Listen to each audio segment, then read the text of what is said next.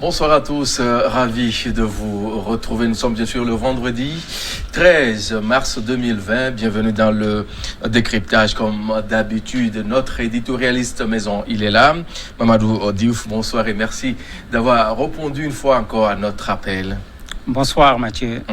On va parler de la Libye aujourd'hui. Une conférence de réconciliation annoncée pour le mois de juillet à Addis Abeba. Une question qui taraude les esprits, Mamadou. Pourquoi tant d'agitation autour de ce dossier libyen? En fait, il y a de l'agitation parce que les enjeux du dossier libyen dépassent la politique intérieure de la Libye. Il ne faut pas qu'on oublie que la chute de Kadhafi est le point de départ de la déstabilisation d'une partie de l'Afrique de l'Ouest avec des mouvements armés qui ont profité de ce qu'on a appelé l'artillerie à ciel ouvert, qui était la Libye, pour pouvoir avoir des armes, déstabiliser le Mali, le Niger, le Burkina, etc. Donc il y a déjà cet enjeu. Il y a un autre enjeu qui s'y est ajouté. On a deux gouvernements en Libye, un qui est officiel, un qui ne l'est pas. Et du côté de chaque gouvernement, vous avez des soutiens d'un certain nombre d'États, et pas des moindres. La Turquie, par exemple, du côté du gouvernement officiel, la Russie, l'Égypte, du côté du gouvernement de Haftar. Donc, l'affaire dépasse aujourd'hui ce qui était tout simplement une affaire de conflit entre des Libyens, une guerre à l'intérieur d'un territoire. Ça prend un enjeu beaucoup plus important. Pourquoi c'est maintenant les pays africains, sinon les présidents africains se saisissent de ce dossier quand on sait qu'au départ, tout le monde était inactif, on a senti une passivité qui ne dit pas son nom autour de ce désastre-là, si on peut se permettre de le dire ainsi, du côté de la Libye? Je me dis que c'est en partie un aveu de culpabilité, parce que quand Sarkozy envoyait ses gens pour aller assassiner Kadhafi, ces paysans africains étaient là et personne n'avait bougé le doigt. Certainement par la suite, les gens avaient du mal à pouvoir dire un mot parce que ce qu'on attendait de l'Union africaine, avec tout ce que Kadhafi a fait pour l'Union africaine et pour ces pays également individuellement, ce qu'on s'attendait, c'est qu'au moins que les gens fassent front, au moins avec la voix en disant non, alors que pas grand-chose n'avait été fait à l'époque. De sorte que la France, un peu une partie de certains pays de l'Union européenne, les États-Unis, sont allés faire ce qu'ils ont fait au niveau de la Libye sans pour autant tenir compte de l'avis des Africains. Aujourd'hui, il se pose un problème parce que l'après-guerre, il faut gérer. Kadhafi est parti. On n'est pas dans une après-guerre comme on l'avait prévu. On est plutôt dans une autre guerre. Dans une autre guerre, hein? Tout à fait. On est dans une autre guerre. Les Français n'en veulent plus. Les Américains n'en veulent plus. C'est comme si on est en train de céder actuellement la patate chaude à l'Union africaine parce qu'il y a eu plusieurs initiatives. Moscou a essayé, le problème n'a pas été réglé. La France a essayé, le problème n'a pas été réglé. L'Italie a essayé, le problème n'a pas été réglé. L'Allemagne a essayé, la tentative allemande est encore en cours parce que c'est là-bas qu'on avait créé le 5+5. C'est là-bas où on a voulu transformer la trêve en cessez-le-feu. On ne peut pas encore parler d'échec, mais en termes de résultats, il n'y a pas encore grand-chose. En termes de résultats, il n'y a pas encore grand-chose, comme vous venez de le dire. Mais les questions demeurent telles quelles depuis des années. Vous venez de le dire il y a un instant, quand on voit ces puissances-là qui se sont invitées dans ce dossier-là, qui n'ont pas réussi à faire grand-chose. Est-ce que les pays africains, sinon les présidents africains, ont bien sûr la politique, enfin, le moyen de leur politique face à ce dossier libyen? Oui, avec l'approche qui est utilisée, ils peuvent avoir les moyens de leur politique. Parce que quand le président de la Commission africaine, Moussa Faki Mohamed, parlait, il est allé aussi bien rencontrer le responsable du gouvernement d'Union nationale que le général Haftar. Lui, il propose une solution pour les Libyens par les Libyens. La feuille de route de l'Union africaine sur la résolution du problème libyen veut qu'on mette de côté les interventions étrangères. Alors que les ingérences étrangères, il y en a beaucoup. Je le disais tout à l'heure, vous avez la Turquie, vous avez le Qatar, qui sont du côté du gouvernement d'Union nationale, vous avez la Russie, l'Arabie saoudite, les Émirats arabes unis, comment on appelle ça encore, l'Égypte, qui sont du côté du maréchal Haftar. Vous avez l'Italie qui est plus proche du gouvernement de l'Union nationale, la France qui semble plus proche de Haftar, les États-Unis qui étaient plutôt du gouvernement de l'Union nationale. Quand Haftar a commencé son offensive, ils ont pensé que les données vont changer. Ils sont allés plutôt du côté de Haftar avant de redevenir neutres. C'est pourquoi, dans la démarche de l'Union africaine, on veut écarter toutes ces ingérences étrangères. Mais vous l'avez dit tout à l'heure, le problème, est-ce que ça ne vient pas trop tard?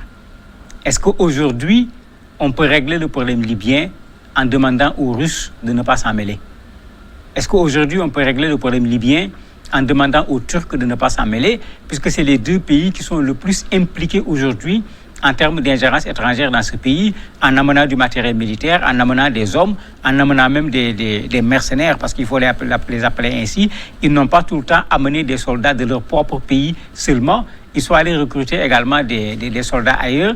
Est-ce qu'on peut résoudre la question libyenne, comme l'Union africaine le propose, sous la forme d'une conférence nationale, où ce sont les Libyens qui se retrouvent entre eux pour résoudre le problème, sans pour autant que l'ingérence étrangère ne soit concernée? On souhaite que cela soit possible, mais on n'y croit pas trop. Avec ce début timide de la chose, est-ce qu'on peut avoir vraiment gain de cause? Je me dis qu'avec le soutien des pays qui ont essayé, si vraiment ces pays cherchaient à avoir la paix en Libye, on doit pouvoir avoir gain de cause. Puisque les gens ont essayé, en Allemagne, on avait fait le contraire. Au départ, la conférence de Berlin allait être une conférence de Berlin comme celle de 1885. Voilà. On avait convoqué tous les pays, sauf les belligérants. C'est au dernier moment qu'on a demandé aux belligérants de venir, et même quand ils sont venus, ils n'ont pas accepté de s'asseoir autour de la même table. Donc, des gens qui interviennent de l'extérieur de la Libye se sont retrouvés pour discuter de comment on va faire pour régler le problème de la Libye sans impliquer directement les deux antagonistes, sans impliquer directement les populations libyennes. Je crois que cette expérience est en cours. Elle a du mal à pouvoir trouver un résultat comme les autres expériences. Cela peut-être va permettre à l'expérience de l'Union africaine d'avoir plus de force. Et si les autres sont sincères dans leur volonté de résoudre ce problème libyen, ils peuvent appuyer l'Union africaine dans sa démarche pour que l'Union africaine puisse peut-être trouver ce que personne d'autre n'a pu trouver jusqu'à présent. Parce qu'il ne faut pas l'oublier, cette guerre commence à durer. La crise est là depuis 2011. Nous sommes en 2020. Les Libyens, en tout cas, sont déjà fatigués par cette guerre interminable. Nous sommes en 2020, justement, Mamadou, comme vous venez de le dire. À qui profite finalement cette guerre? À l'heure actuelle, il est clair que la guerre ne profite pas aux populations libyennes. Cela est indiscutable. Maintenant, les enjeux du pétrole, les enjeux du gaz, les enjeux d'implantation, la géopolitique, comme on dit, les Russes qui veulent s'installer, la Turquie qui veut s'installer, font qu'aujourd'hui, quand on dit à qui profite cette guerre, on ne peut pas poser la question au singulier. Il y a plusieurs qui veulent en profiter. Et les perdants, ce sont les Libyens. Parce que ceux qui viennent de l'extérieur sont plus intéressés par le pétrole libyen que par autre chose. L'Union européenne a à un certain moment été plus intéressée par le fait qu'on puisse empêcher aux migrants africains de façon générale de partir de la Libye pour venir en Europe que de régler le problème libyen en tant que tel. De sorte que dans ce problème, chacun vient dans un problème libyen, mais c'est comme si chacun vient pour régler son propre problème au lieu de régler le problème libyen lui-même. Alors, on sait, le processus a été enclenché depuis des jours, sinon des mois, et on a une rencontre qui devait avoir lieu en juillet prochain. Quelles doivent être les grandes lignes afin d'apaiser un peu la tension qui règne dans ce pays il y a environ près de 9 ans? La première chose, c'est de pouvoir obtenir un cessez-le-feu. Si on en croit ce que dit le président de la Commission africaine qui a rencontré le maréchal Haftar, qui était celui qui pendant longtemps refusait de signer le cessez-le-feu, le maréchal semble être dans de bonnes dispositions pour signer le cessez-le-feu. Mais c'est l'annonce qu'on nous avait faite également avant la conférence de Berlin, c'est l'annonce qu'on nous avait faite avant le sommet de Russie, et il n'y a pas eu de signature de cessez-le-feu. Espérons que cette fois-ci, ça va être la bonne, parce que tant qu'il n'y aura pas ce cessez-le-feu, il va être extrêmement difficile qu'on puisse être dans une véritable négociation où on envoie des gens pour aller négocier, alors que ceux qui les ont envoyés sont en train de se tirer dessus. C'est pourquoi l'initiative allemande, la tentative de la Russie et de la Turquie, tout le monde veut partir d'abord d'un cessez-le-feu pour que les armes se taisent, parce que c'est quand les armes se taisent qu'on va pouvoir s'asseoir autour d'une table et puis discuter. L'autre difficulté qui sera là, c'est que le gouvernement d'union nationale, qui est le gouvernement reconnu, occupe pratiquement la plus petite partie de la Libye. Voilà. Et ça, c'est un problème, puisque Haftar occupe l'essentiel du pays. En plus, une bonne partie des zones pétrolières sont aujourd'hui sous le commandement de Haftar. Ça fait partie des enjeux. Un autre enjeu pour l'Union africaine, tout comme pour les pays occidentaux, et Haftar l'utilise très bien en disant que c'est lui qui a retenu les groupes armés, particulièrement ceux djihadistes au niveau de la Libye. Si ce n'était pas lui, ces gens allaient encore se déverser davantage vers d'autres pays. Haftar appuie sur ça pour avoir le soutien des pays occidentaux, puisqu'ils ont particulièrement peur de ces groupes armés. Ça fait qu'on a un ensemble d'éléments ici qui doivent pouvoir permettre qu'on mette ensemble l'initiative de l'Union africaine avec l'appui de l'ONU qui pourra être obtenu assez facilement, puisque le secrétaire général des Nations Unies n'a jamais refusé d'appuyer les initiatives africaines pour la paix. Ce qui va être compliqué, c'est d'avoir le soutien maintenant des autres pays qui, eux, se sont partagés entre les deux antagonistes. Parce qu'en ce moment, quand ils viennent, quelqu'un dont on connaît le parti pris pour une partie, est-ce que celui-là peut véritablement faire de la médiation quand tout le monde sait sa position par rapport à un des belligérants? Et c'est ça qui a fait que beaucoup d'initiatives ont eu du mal à pouvoir obtenir un résultat jusqu'à présent. Mamadou Diouf, face à ce dossier libyen, on a senti une passivité qui ne dit pas son nom du côté de l'ONU. Comment peut-on comprendre cela? En fait, pas une passivité, l'ONU est coincée, c'est comme ça qu'il faut l'appeler. Parce que malheureusement, l'ONU est cette organisation théoriquement internationale, pour ne pas dire mondiale, mais qui souvent est coincée par les 5 qui sont au niveau du Conseil de sécurité. Et ici, on retombe dans le même problème de ce Conseil de sécurité. La Russie s'est impliquée du côté du maréchal Haftar. La Russie est au niveau du Conseil de sécurité et la Russie a un droit de veto. Donc, l'ONU est automatiquement bloquée parce que si l'on veut prendre des décisions qui vont à l'encontre de l'intérêt de Haftar ou bien à l'encontre de l'intérêt des Russes au niveau de ce dossier libyen, c'est clair que la Russie va mettre son veto. Ils l'ont fait avec la Syrie, les États-Unis l'ont fait avec d'autres pays. Tout le monde s'attend à ce que ça soit de la sorte. Donc, quand c'est comme ça, le secrétaire général des Nations Unies a du mal à se déployer comme il l'aurait souhaité, puisqu'il y a un blocage là où lui, il ne peut pas prendre les décisions. L'ONU a quand même essayé, parce qu'il ne faut pas oublier que Hassan Salamé, qui vient de démissionner par rapport au dossier libyen, a fait des pieds et des mains quand même pour essayer de résoudre ce problème. Et lui, c'était le représentant de l'ONU au niveau de ce dossier libyen. On l'a vu souvent faire la navette entre les deux belligérants. Il a participé à toutes les rencontres dont j'ai parlé, que ce soit initié par l'Italie, la France, etc. Mais il n'y a pas eu de résultat et certainement, il s'est dit que bon, lui, il considère que ce qui a été fait jusqu'à présent est un échec et préfère jeter l'éponge. Mais l'ONU a quand même été présente durant tout ce processus, même si l'ONU n'a pas obtenu le résultat escompté. Alors, quand on voit un peu ce qui se passe actuellement sur le terrain libyen, il y a cette interrogation qui demeure, le départ brusque, sinon brutal, d'un régime qui a longtemps duré au pouvoir. Le cas libyen n'est pas vraiment une leçon à tirer vis-à-vis de ce qui se passe actuellement sur le terrain? Les gens ont tiré les leçons. Le président Obama, qui avait donné son accord à cette attaque contre Kadhafi, a dit clairement que ce qu'il regrette le plus dans son mandat, c'est d'avoir accepté qu'on s'en prenne à Kadhafi. Et ça, ceux qui le faisaient ne peuvent pas dire qu'ils n'étaient pas au courant. Les quelques rares Africains qui avaient eu le courage de prendre le taureau par les cornes leur avaient dit que la Libye sans Kadhafi va être plus dangereuse que la Libye avec Kadhafi. Parce que la façon dont Kadhafi gérait son pays, ce n'était pas une république. Il y avait encore des tribus, il y avait Benghazi d'un côté, il y avait Tripoli de l'autre. Il avait cette façon d'équilibrer les forces. Oui, il avait cette façon d'équilibrer les forces qui existaient sur le pays et de se mettre au-dessus. Puisque Kadhafi ne s'est jamais présenté comme un président. Il disait toujours qu'il est le guide suprême de la Jamaria libyenne. Il ne parlait pas de président de la République. il n'y avait pas d'opposition, il n'y avait pas de société civile. Ben, quand vous enlevez le pouvoir, vous mettez quoi à la place? Et voilà le désastre que cela a produit. Et certains l'avaient bien vu et l'avaient bien dit. Mais à l'époque, il fallait éliminer Kadhafi. C'était un objectif. Les gens sont allés jusqu'au bout de l'objectif éliminer Kadhafi. Mais l'après-Kadhafi a été un problème pour ceux qui l'ont éliminé.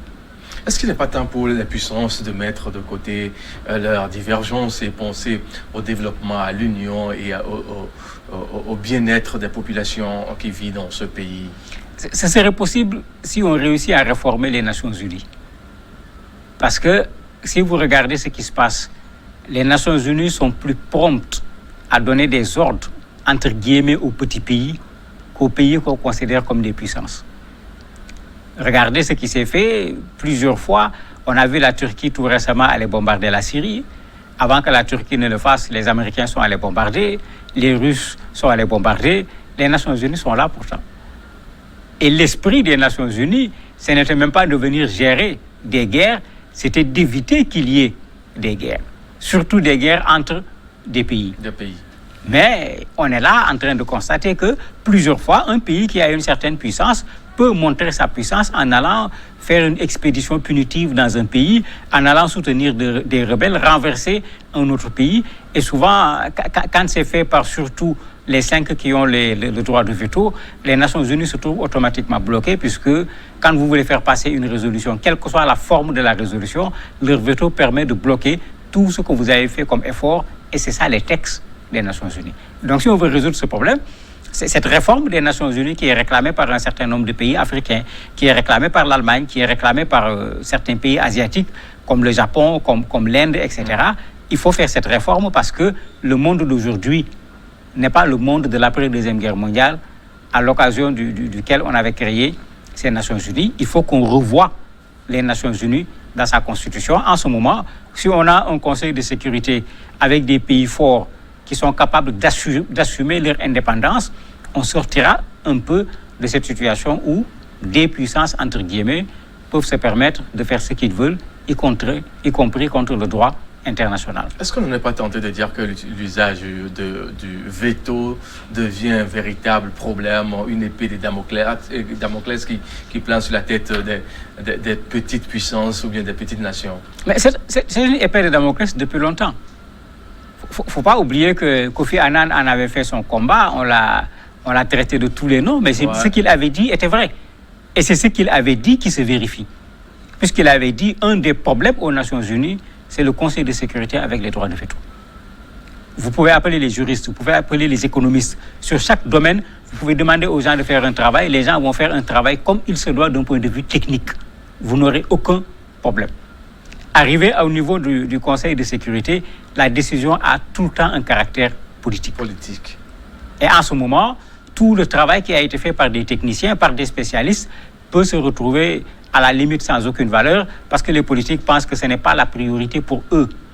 Il faut aller vers autre chose. Soit ils mettent leur veto, soit ils ne votent pas. Vous avez une entreprise importante qui est là, qui est proposée, mais qui finit par ne pas voir le jour.